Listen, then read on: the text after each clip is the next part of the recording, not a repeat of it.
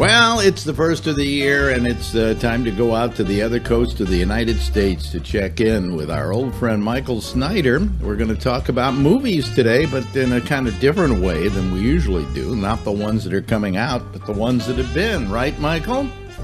You are correct, and a Happy New Year to you and to everyone out there. It's the beginning of a new year, and we usually do this. We reflect on the best films, and I guess we'll talk about the worst of the previous film, kind of a little annual consumer guide. And, by all means, there have been some terrific films that have come out in the past year. Let's get to, how about my favorite 13 in rapid fire? I got to tell you, vying for my favorite film of the year, 1917. And incidentally, these are in alphabetical order, so we usually start with anything that has a number, and that's perfect because this movie was fantastic. Director Sam Mendes, the guy that did American Beauty and Skyfall, the Bond film, he and his crew and an ensemble of terrific actors have put together this amazingly shot feat of You Are There movie making that relentlessly follows a young British soldier during a perilous, kind of tension-filled mission on the Western Front in World War I. And among the actors, Andrew Scott, you may know him from Sherlock and Fleabag. These are supporting actors. Benedict Cumberbatch, Mark Strong. Yeah, nobody's particularly recognizable except maybe Cumberbatch. But the young performers that play the lead in this thing, they're not all that recognizable either because, they're on their way up. But, man, they're great. And, God, I really felt like I was in the middle of a war zone. I think you enjoyed this as well. Not only did I enjoy it, I think this is the best film of the year. I think it may be the best film of the decade. Okay. It is an amazing piece of work. And a lot of people say, well, he had a gimmick there of a traveling shot throughout the whole film, and that's not a gimmick. It's actually almost an actor in the film. It's important to immerse you into all of this experience, and that's what the film is about. It's a very simple story. It's not a complicated story, but the immersion into the situation is just it's an unbelievable work. It's a masterclass of direction. Right. I'm sure that cinematographer Roger Deakins, who's one of the best in the business, who oversaw this thing, is going to get kudos. It's really powerful. Let's get to your other films, and let's not take as much time on each of them as you did on this one. Well, this was a special movie, and I'm glad you weighed in on it as well. All right, quickly. Clemency is a thought-provoking drama about a prison warden played by Alfre Woodard who oversees the execution by injection of condemned men and starts to suffer under the burden when the guilt of one prisoner on death row is called into question. Fantastic film. Dark Waters. Mark Ruffalo stars in a topical docudrama as a mild-mannered corporate attorney who turns crusader against a very famous chemical company who is revealed to be poisoning the environment and making everybody sick in a West Virginia factory town. Ford versus Ferrari. High-octane excitement on the Formula One track, directed by James Mangold, a dramatization of the historic Grand Prix competition between the Ford Motor Company, represented by the legendary race car designer Carroll Shelby, played by Matt Damon, and his top driver, played by Christian Bale, and the high-end Italian sports car manufacturer Ferrari. This may be one of the best racing films I've ever seen. I mean, the races are exciting. I think maybe a lot of that is because technology we have today enables us to give us that vision. But man, this thing, I love this film. Just had a nice time. Like 1917, if you want to be in the middle of the action, modern technology and smart direction and writing and acting give you the chance with Ford versus Ferrari. Yeah. Jojo Rabbit is a funny, heartbreaking comedy about the Holocaust, done by Taika Waititi, the guy who directed What We Do in the Shadows and Thor Ragnarok. He not only wrote and directed this crazy tale of a misfit German boy whose mom hides a Jewish Oh, and by the way, let me add that he also directed the final episode this year of The Mandalorian. Yes, absolutely, and is actually the voice of the killer drone in The Mandalorian. Yeah. Anyway, this boy is like being indoctrinated into Hitler Youth, and his mom hides a Jewish girl from the Nazis. A little conflicted, so he has to turn to his imaginary friend Adolf Hitler, played by Taika Waititi. I mean, amazing. You would think this would not be humorous, but it is. But it is also poignant, and it is also terrifying. I mean, it has all these things in one film, and it's an amazing pastiche of emotion. It's very smart. I just want to say quickly, Life is Beautiful, the Roberto Benigni film about the concentration camp, is tough to watch now. I think this thing, Jojo Rabbit, is going to be... You referred to this as the Holocaust. This was not about the Holocaust. This was about Nazi Germany. The Holocaust was a separate entity in which they were killing Jews. But in this case, the only thing that has to do with the Holocaust is the girl they're hiding out is Jewish.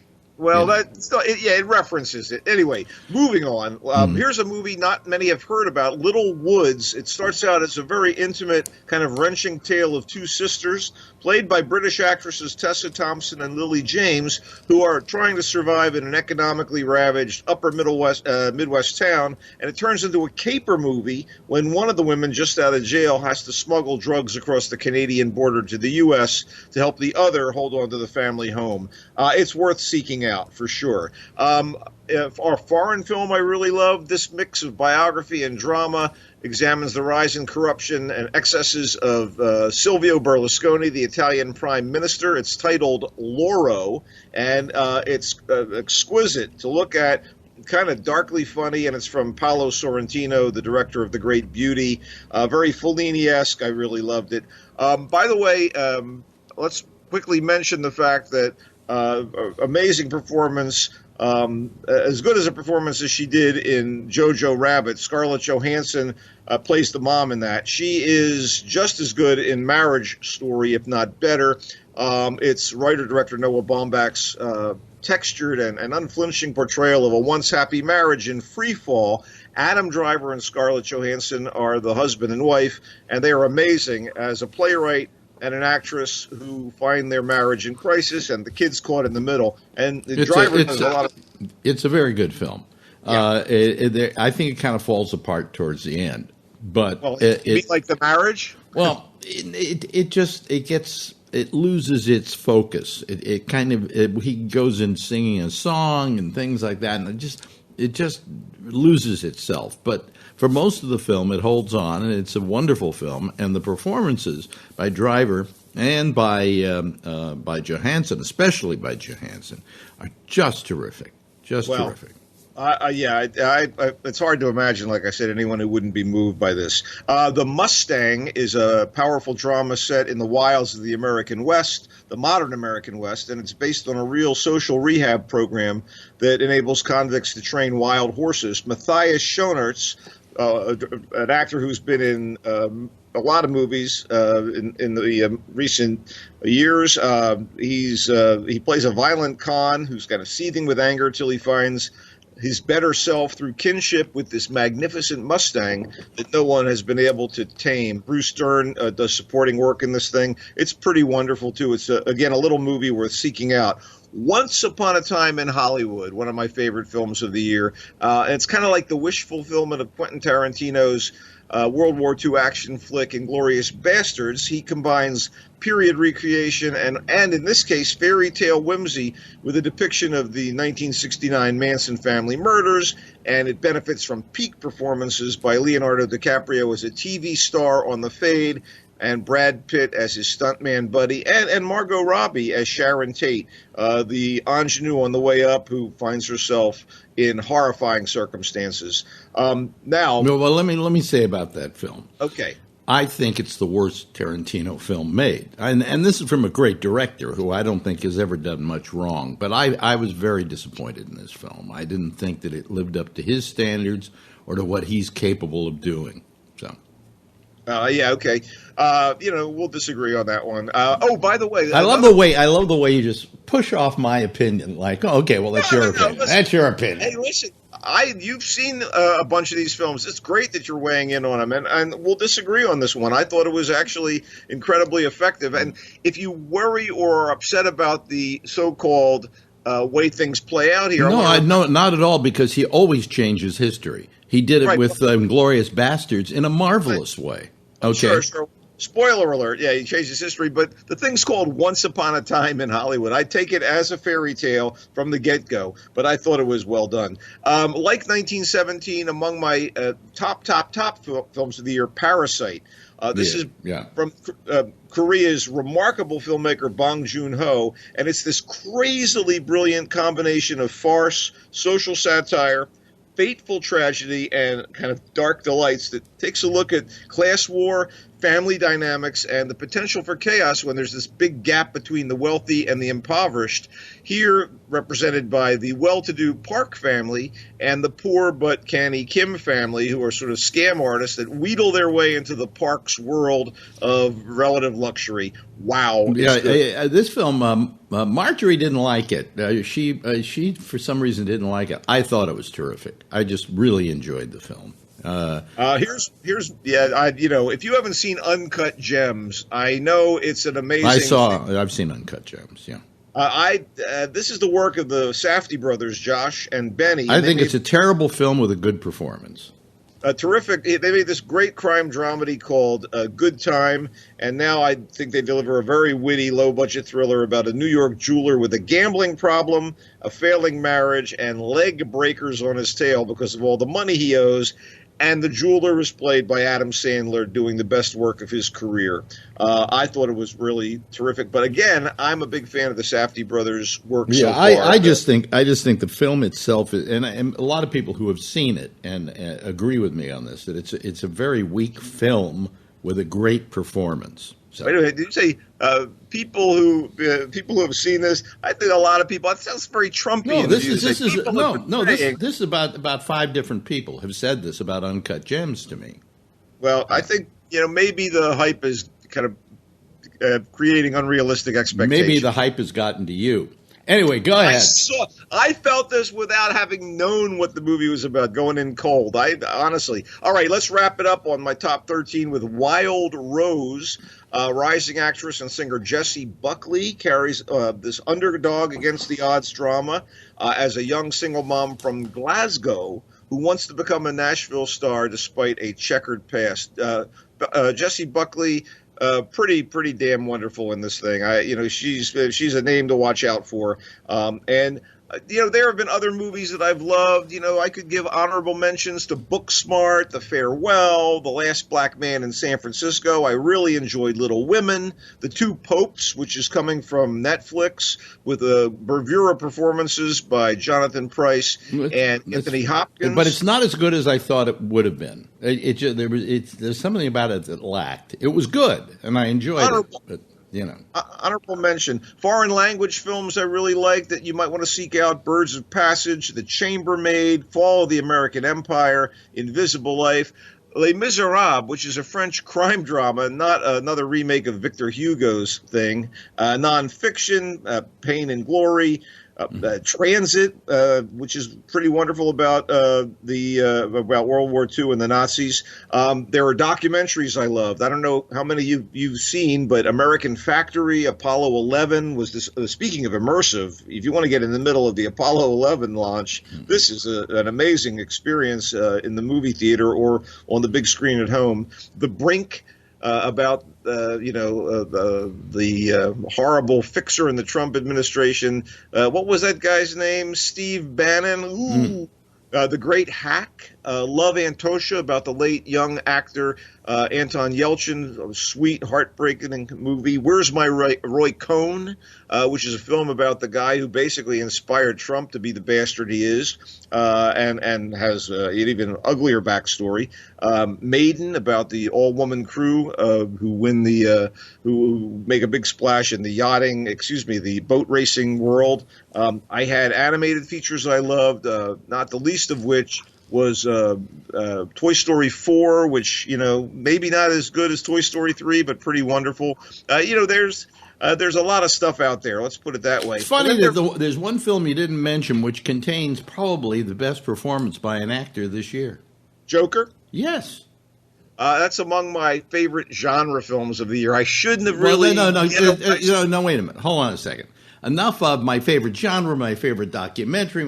We just want to know your favorite films, and in your favorite films, that was not mentioned. And I got to tell you, that's she's going to win the Academy Award for that. There have been, this is really odd. I have to say, I saw a list the other day. Laura was on somebody's worst list, as was Joker, and both of which I thought were really, really good. But I do want to mention the genre stuff like Avengers Endgame, Freaks. No. Here we go. John Wick Chapter 3, which was so much fun. It was crazy. Midsummer, a really unusual horror film. Ready or Not, kind of an exploitation movie that was incredible fun about a game amongst wealthy people. So basically, you've named every film that was made last year. Shazam, Spider-Man, Captain Marvel. Okay, how about the worst movies of the year? Have you seen anything that you really hated this year? Oh yeah, oh God! When they send me out these screeners for the Academy, for SAG rather, I just go nuts. Other than Avengers Endgame, which I know you hated. Two worst films that I've seen so far this year: Hustlers. Oh, so bad! And you mean Hustlers or The Hustle? Well, Hustlers, which is and I got to tell you, Jennifer Lopez, who was once a very good actress, sucks. Okay, I mean, they say, oh, she's Academy Award fodder. My bullshit. I mean, she'll probably get nominated, but bullshit. She was a great little actress in the beginning. When you go back to this picture with Clooney, Out of Sight, she was amazing. And she's lost that quality, And the other film, which is just ghastly, we watched the whole thing just so we could say how ghastly it was Judy. Oh, Judy, the Judy Garland biopic with Renee Zellweger as Judy Garland. Yeah. Wow, it's not very good to at begin all. with, the fact that they chose to have her sing, it does a great disservice to the beauty and majesty of Judy Garland as a talent. They should have done a lip sync thing. There's nothing wrong with doing lip syncs, So no, that would have been given a little more verity. Look, there were so many bad movies. I'm going to lead off my short list with Cats, which we've discussed at length here on this program. And all I can tell you is it was like trying to cough. Yeah, well, you know what the problem with that picture was? They used people dressed up as cats. Oh, what a conceit. I'm telling you. It was like coughing up a giant hairball for an hour and a half. I hate the music. I hate everything about it. Serenity should have been a cool tropical film noir, but it's this dim, dense, inexplicable idiocy with Matthew McConaughey starring as a guy in the middle of crime in the sunny tropics. Anne Hathaway's in it. And you mentioned Hustlers. Anne Hathaway co-starred with Rebel Wilson, who's one of the lowlights of Cats, in a movie called The Hustle, which is actually an attempt to make a female version of Dirty Rotten Scoundrels. Yes. I didn't see it, but I saw the previews on it, and I said, give me a fucking break. It was horrible. Diane Keaton, Jackie Weaver, and a bunch of other respectable older actresses embarrassed themselves in a movie called Palms about senior citizens who enter a cheerleading contest to recapture their youth or something. Mm-hmm. And at the very beginning of last year, The Upside came out. It is a terrible and unfunny remake of the French comedy The Intouchables. And here it's with Bryan Cranston as a rich paraplegic who creates a bond with his reluctant caretaker down on his luck, inner city guy, played by Kevin Hart. But there are so many other horrible films. Dark Phoenix, Angel Has Fallen, Gemini Man, A Dog's Journey, Glass, Countdown, Lucy in the Sky, the recent Last Christmas. And why did they remake The Lion King as a CGI nightmare? Yeah. Why? I'll tell you, though, turning the other cheek on that one, what's his name? Jon Favreau. Who did The Lion King, which is abysmal. It's horrible. It's a terrible idea. He did Jungle Book beautifully. Exactly. But I don't know. But this thing was a big mistake. He has produced what I think is the best television show on the air right now. That's The Mandalorian. It is just amazing. He wrote a bunch of the episodes He wrote almost all of them. Well, yeah, I agree with you. I mean, He's a talented guy, and I just want to say that despite that, The Lion King, forget about it. Hey, one more dishonorable mention, anything with Medea, and in this case, Tyler Perry's A Medea Family Funeral. Well, lay off of him. He has an audience and he plays to it. No, he's a good guy. I just can't even sit through these things. I mean, they're dopey movies, and, it's once again, it's a black guy wearing a dress, which I don't know why they like doing that, but, it seems to be constant. There have been a lot of guys who've done it. People love it. Yeah. I was lucky I missed a lot of the bad films like Rambo Last Blood. I just didn't get to see it, and it was to my credit and to my glory that I didn't have to sit through it. But, yeah, there's some crap out there, but like we said, there's some stuff worth seeking out. I guess that's about it, other than hopes for the new year. Yeah, well, I think that would wrap it up. A long wrap-up, by the way, but it's been a long episode of these reviews, and it was as it should be, because we were looking back at the past year. Thank you very much, Michael. And Michael can be heard on our GABNet page, or it can be heard right here 24/7. And also, the marinatimes.com. Okay, I got to go. Yeah, we're outie, buddy. Bye.